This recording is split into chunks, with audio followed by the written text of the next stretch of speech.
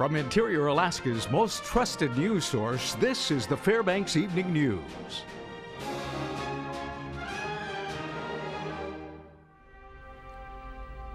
Good evening and thank you for joining us. Our top story, the North Pole man accused of inducing his wife into suicide was sentenced to 3 years in prison today in Fairbanks Superior Court. 40-year-old John McDonald was originally charged with first-degree murder, but instead pled down to criminally negligent homicide. According to police, McDonald handed his wife, Crystal McDonald, a loaded gun and asked her to play a game of Russian roulette while she was intoxicated. She died from a gunshot wound inside the couple's home. At this morning's hearing, Judge Jane Kavar heard from several very upset family members over the short span of McDonald's sentence. The sister of the victim, Sandra Rice, told the courtroom that she will have to learn to forgive to move on. It's been a roller coaster. It's had its ups and downs, curves and jerks. I am sure as time passes, I will still have those moments. They say time heals the heart, but you cannot heal the hole that was shot out. That piece will never come back. It's scarred for life. John, you're my brother-in-law. I will have to be strong like my sister Crystal and forgive you. The North Pole woman accused of embezzling over $75,000 from her employer pleaded guilty today in Fairbanks Superior Court. 39-year-old Teresa Hollins pled down to theft in the first degree. According to officials, Hollins was allegedly stealing from her workplace, Riverview Quick Stop, over a 13-month period between July 2012 and August of 2013. Hollins has been out of jail on third-party custodial release and will not be sentenced until June due to a broken ankle. The owner of Riverview Quick Stop, Dodi Caputo, says this kind of action can make it hard to trust others. She was helping us audit the whole store. I mean, we were going through all of our check-in and out procedures. We were, checking paperwork. We were checking everything. She was helping us to look for the money that we knew was missing while she was taking it the whole time. It astounds me that somebody can look you in the face and lie to you like that. And it just makes it really hard to trust people, with your feelings or your money or anything. House and Senate negotiators have reached an agreement for use of any excess earnings from a fund set up to help rural areas faced with high electricity costs. A conference committee agreed to legislation today that would allow for 70% of the excess earnings from the Power Cost Equalization Endowment Fund to be put to other uses. Of that percentage, any amount up to $30 million would go towards a community assistance program funding that could be key to that program's future. Up to $25 million beyond that would go for renewable energy and bulk fuel programs and rural power system upgrades. Senator Lyman Hoffman says the remaining 30% of any excess earnings would revert to the endowment. The compromise legislation is subject to approval by the House and Senate. This will better ensure that the endowment will be sustainable in the long run. We've discussed this with David Teal, the Director of Finance, and he agrees that this makes the fund more solid for acting as an endowment. The board tasked with regulating Alaska's evolving marijuana industry has approved draft regulations for how customers will be allowed to consume pot they buy in certain retail stores on site. The proposed rules, which will go out for public comment, call for retail stores permitted to have on-site consumption to have the consumption area cordoned off from the rest of the store by a secure door. Items purchased for consumption at the store could not be removed from the premises. Regulators likened it to bars where patrons are not allowed to go cups for beers they don't finish. Now, there would be transaction limits and stores would have to monitor patrons for overconsumption. Gimmicks such as contests involving use of marijuana as a prize would be prohibited. Retail pot shops have yet to be licensed in Alaska. When we come back, men from all around the interior will be walking a mile in high heels this weekend to raise money and awareness. We'll have the details. Also, students walked from Lathrop High School to City Hall to spread awareness of suicide prevention. Those stories and more when we return. Stay with us. Welcome back. The annual Youth Suicide Out of the Darkness Walk for Hope took place today as students walked from Lathrop High School to City Hall. David Spindler was there and filed this report. The Youth Suicide Out of the Darkness campaign is designed to spread awareness of suicide prevention. A small group of high school students from Lathrop, West Valley, and Hutchinson joined together to help spread the awareness. At 9:30 this morning, the students began walking from Lathrop to City Hall, holding up their signs of suicide prevention while waving to passing cars. Ann Peak, who was a part of the suicide prevention campaign, says that it's very important for students who want to encourage others to help promote any means of suicide prevention. There's so many students that know someone or it's affected them personally and they want to get in there and help and they don't know how to help. So this is a way that we teach them to acknowledge, to care, and tell, and how to get that help for other students and friends. When the students reached City Hall, a proclamation was read about suicide prevention by City Human Resource Director Angela Foster Snow. Next, a delivery of balloons arrived so that students could release them into the sky in remembrance of those who died as a result of suicide. According to Hutchinson High School student Peekaboo Kaiser, it's really important to be helping people in any way possible. Since Alaska does not get a lot of sunlight, especially during the winter, suicide is really a big problem around not just Alaska itself, but around the world too. And I mean, helping people would just be a big thing, is knowing that you can save someone's life. Peak wants to remind not just high school students, but everyone else that it's okay to ask for help in a suicide situation. It's okay to ask for help. It really is. And the stigma needs to go away. And students, they have a very passion for helping others, and they want to know how they can help. This is David Spindler reporting. There's an event coming up this weekend that's fun to watch and for a good cause. Monty Bowen has the details in this edition of That's Interiortainment. Men from across the interior will strap on stiletto high-heeled shoes Saturday in Fairbanks to raise awareness and money. Men probably go through their daily life thinking, well, shoes are shoes, right? But once you try on someone else's shoes, especially something with a little lift to them, a little height, a little balancing act, they begin to appreciate what females go through, or anyone that wears high-heeled shoes have to go through. Walk a Mile in Her Shoes is a march to stop sexual assault and domestic violence in the interior. It's an international men's march for awareness of some of these issues that particularly plague Alaska and plague our community. The walk benefits the Interior Alaska Center for Nonviolent Living. Wright said there are some great things happening as a result of the programs in place to stop rape and violence against women. Incidences of these crimes are going down. But there's still work to be done. There's a lot of work to be done. And we won't stop walking in her shoes until we stop the violence. There's a lot going on besides the walk. There's a barbecue, there's massages if you need them after the walk around Pioneer Park parking lot. Live music. The program starts at 2. You can come and register starting at 1 o'clock, register on the spot. And if you're one of the first 100 that registers, you'll get one of these nifty t-shirts here. You don't need to shave your legs, you don't need to wear stockings, just wear the shoes and walk a mile, and you'll feel better for it. It's not the first time Wright has been in high heels. He played the part of a female dancer at the Palace Saloon. I actually did the can-can in high heel shoes, as well as wearing a can-can dress. Those who are pre-registered can pick up their T-shirts at Kendall Toyota between 4 and 6 on Friday. This is Monty Bowen, and that's Interiortainment. That's Interiortainment, brought to you by Midnight Sun Family Medicine.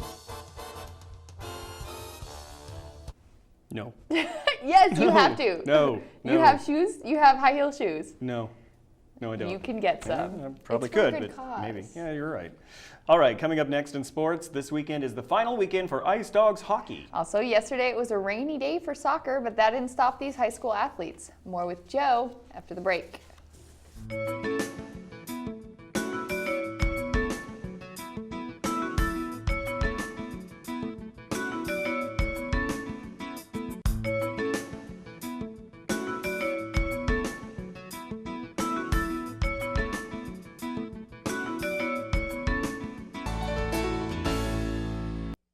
Welcome back, Interior Alaska. Time for your Thursday Sportscast. This weekend is the final weekend for the Ice Dogs hockey team, of course, right here in Fairbanks. They have a marquee matchup with the Minnesota Wilderness, and after winning a ton of league awards, the Ice Dogs want to prove that the best season in NAHL history wasn't a fluke. Here's more.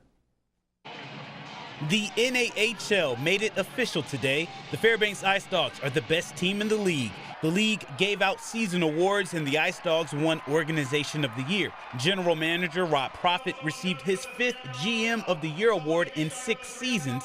The Ice Dogs set a league record with 101 points, led by the NAHL MVP and Forward of the Year Todd Burgess. The RPI commit out of Phoenix, Arizona, tied a league record with 95 points this season. I couldn't be more excited about it, but I'm glad Reiner got one as well. And we had a few other guys on the list, and we need to use that as motivation for this weekend. Now, with the major awards out of the way, the Dogs have some big games to play. In their last weekend at home, they host the Minnesota Wilderness in a rematch of last year's Midwest Division Finals. The Wilderness swept Fairbanks on their way to the Robertson Cup. We were really disappointed from last year. Of course, we won't pay back from that, and I hope we can come back stronger this year than last year. They'll need everyone to contribute to advance to the Robertson Cup semifinals. They have some veterans and young guns. Reiner Gorowski is all Midwest Division, while Alex Maynard and Reggie Lutz are all rookie first-team picks. They're pretty mad about last year still, so we're going to come out with a lot of fire for those guys and play for our vets and try and get this win and move on to the next round for them. Game 1 starts at 7:30 on Friday night at the Big Dipper Ice Arena. This could be the most competitive series of the year for Fairbanks. They're looking forward to the challenge. We're going to be playing a really good team, obviously the defending champions. It's a matchup of the last 2 champions for the Robertson Cup, so it's going to be a great series. All eyes are going to be on this one. This is our last home weekend for the rest of the year, so we use the crowd as motivation, and it just comes down to moving our feet and being the hardest working team. UAF volleyball head coach Brian Scott adds 2 more players to his first recruiting class. This week, Rachel Nichols and Tatum Upchurch signed to UAF. Nichols transfers in from Salt Lake Community College. She was team MVP in 2014 and was first team All-Region last season. The setter finished ranked 16th in the junior college rankings in assist. Upchurch is the second signee from Anchorage, joining Gina Hickel of Diamond. The South Anchorage Wolverine was first team All-CIC and was named most outstanding hitter at the state tournament. She was also an all-state tournament pick. The last Anchorage player to sign with Alaska was back in 2013, and before that, 2009, so they already have 2. Scott has now inked 6 players to his recruiting class. It was a wet and wild Wednesday night in high school soccer. Earlier this year, we saw Allison win their first game in 3 years. Well, last night, the Hutchinson Hawks girls soccer team did something similar against Lathrop. They led 3-0 at halftime. Alexa Rathbun had 2 goals for Hutch. In the second half, Shannon Dybert scored twice for Lathrop as the Mutes rallied. Her second goal came with 20 minutes left, but Hutchinson's defenders held on in those last 20 minutes and secured a 3-2 win. It's their first win over Lathrop in 4 years and their first win of the season.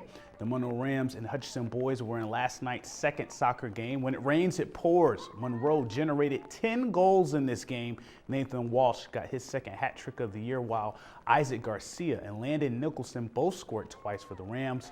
Monroe wins big 10-3 over Hutch and improves to 3-2 on the year. There was baseball on Wednesday night in the interior. A couple of teams dodged the rain, though, in Delta. The Delta Junction Huskies win their season opener 10-7 over the Hutchinson Hawks. Hutch did rally from a 10-1 deficit to make it interesting, but the Huskies, they held off the Hawks for the win. A.J. Zarecki hit a home run for the Huskies in the win. A game was affected by Wednesday night's rain showers. Monroe and Lathrop, they were tied 2-2 before the game was called at Arco Field. A makeup game has not been determined as of yet. The Hutchinson softball team played Delta Junction as well. The Hawks win 6-1 over the Huskies, led by Kelly Reagan's 2-hit, 11 strikeout performance from the circle. Reagan and Riley Jacobs also went 2 for 3 from the plate with RBIs. Hutchinson is 2-0 and 1-0 in the MAC to start the year. And that's it for sports tonight. Thanks for watching. Your weather forecast is next after the break, and we'll catch you next time. And welcome back to the weather block for our broadcast tonight. As Mike told you last night, he and his wife are traveling to Washington, D.C. to take part of the honor flight for the veterans. Going to go see some sights down there. And we also wish him happy birthday as well. He's celebrating that this weekend. Let's get right to it with our almanac. Our recent high was 55 degrees, recent low 34 degrees overnight. Record high set in this date in 1953, 69 degrees. Record low was 2. That was set just a few years ago in 2013. Sunrise sunset equals about 16 hours and 47 minutes of daylight. Again, another about 7 minutes from yesterday. And we broke a record this week. It wasn't a temperature record. It was the earliest green up ever in recorded weather history here in the interior, and that occurred on Tuesday. Just a little tidbit of information for you. Let's go ahead and take a look around the state, see what we can see. Starting up north, Fort Yukon checking in today, 27 degrees. Barrow not too far from that with 25, 38 and pretty nice and balmy for Nome. 37 in Bethel, Cold Bay, rain and 46. Kodiak, some showers and 50 degrees, as well as the Anchorage Bowl area, 49. And on the Panhandle, 52 degrees, ditto marks for Juneau and Ketchikan. So all in all, not too eventful. Let's go ahead and take a look down in the lower 48 and see what we can see starting in the Pacific Northwest. Spring has sprung in many of the states. In the Pacific Northwest, you can see Seattle checking in with a balmy 70 degrees for them. San Francisco 71, and it's getting hot in Vegas, 93 degrees. But Phoenix tops that by 2, 95 checking in today. Other than that, pretty non-eventful through the plain states and the Midwest states. We did have a little bit of a storm system off of Florida on that panhandle there, but other than that, pretty beautiful temperatures this time of year, and also drying out in Texas, which is very good for them after all the recent flooding. Okay, let's go ahead and take a look for this weekend. And as you can see, it's going to be a lower jet stream, which causes more precipitation to move from north down south. So you'll see showers across the Rockies and thunderstorms off into the northeast as well toward the weekend. Severe thunderstorms for Houston once again. Oh boy, they're just now drying out and they're going to get right back soaking wet again for the weekend. And then warm for Florida and the southern states there. Let's take a look at tomorrow's forecast for up here in the 49th, starting up north. Barrow 30 degrees, Fort Yukon 53, partly cloudy, thunderstorms for Fort Yukon, and a chance of snow for Barrow, and a chance of rain for Nome. All right, not too terrible though. In the interior, that's us. Fairbanks, we'll look at about 61 degrees, Delta 57, and Healy 55. A little colder than it was today though, so you might want to bring a light jacket. On the Panhandle, it's going to get wet for them. Juneau 48 degrees, 52. It's scattered rain and showers for them. In the southwest, scattered rain for both Bethel and Cold Bay, about 53 to 46 degrees. And Kodiak, once again, seeing some wet stuff at 47. Okay, let's take a look down at Los Anchortown. 51 degrees for them. Valdez, rain, 47. And Homer, 50 degrees. Okay, let's get right to it. It's our Kids Weather Watch, and of course we're doing weather facts all this week. The heaviest hail ever recorded was April 14th, 1985 in Bangladesh. Each hailstone, now get this, weighed 1 kilogram or 2.2 pounds. And unfortunately, it also caused 92 deaths as well. So very sad trivia fact for today. But we thank Mount McKinley Bank for what they do for us. And of course, next Tuesday, a new set of kids with plenty of fun things to share from Happy Joy Elementary School. Okay, short range forecast overnight for us. Isolated rain and perhaps an early thunderstorm. And of course, that's going to be north of Fox. Overnight low just above freezing at 33. Tomorrow, 61 degrees, chance of showers and thunder once again north of Fox. And let's take a look at that 5-day forecast, extended range. It's going to clear up toward the weekend, but then the precipitation will return starting the work week next week. But temperatures roughly 59, 60 degrees for highs and temperatures in the mid-30s for overnight lows.